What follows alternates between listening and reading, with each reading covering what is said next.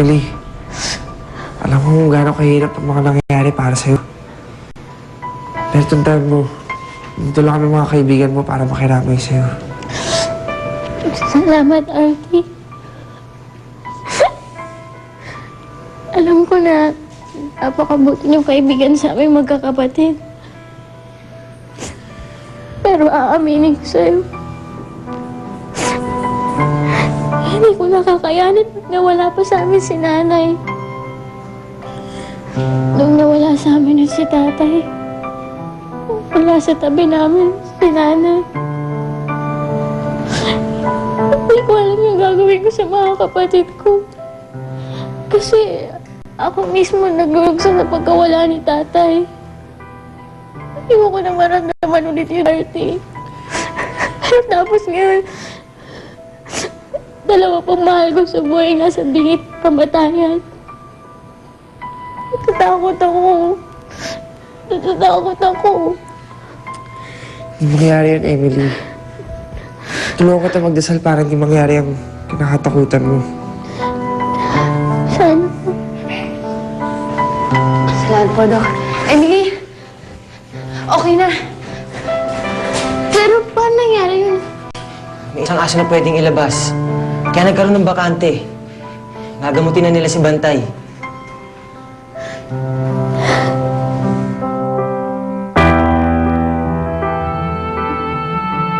Nasaan si Bantay? Sigurado ka ba sa nabalitaan mo? Oo, sinabi ni Titong Tipaklong na nakita niya ang nangyari kay Bantay. Nakadapo daw siya sa isang damo habang pinapanood niya ang lahat. Isinugod nga daw si Bantay dito. Pero nasaan ang lulo mo? Let's go! Hanapin natin siya! Ow! Ow! Ow! What is happening? Dok? Dok, ano po nangyayari? Mahinang-mahina na ang aso. Hindi ko alam kung tatagal pa siya. He is in a lot of pain right now. Pero, pwede natin tapusin ang paghihirap niya. Anong ibig niyo sabihin? Papatayin niyo si Bantatay? It will only take just one shot. Wala siyang mararamdaman. Hindi niya mararamdaman ang sakit at natatapos ng paghihirap niya.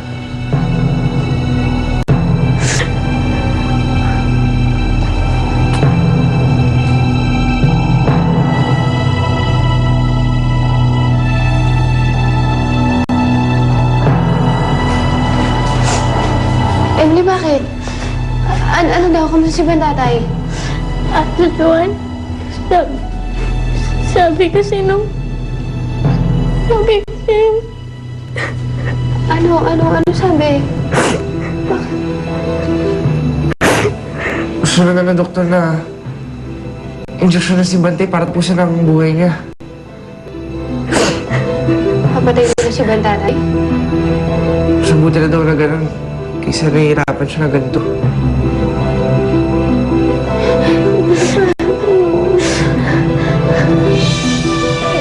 Kailangan na malaman ng Junix at para...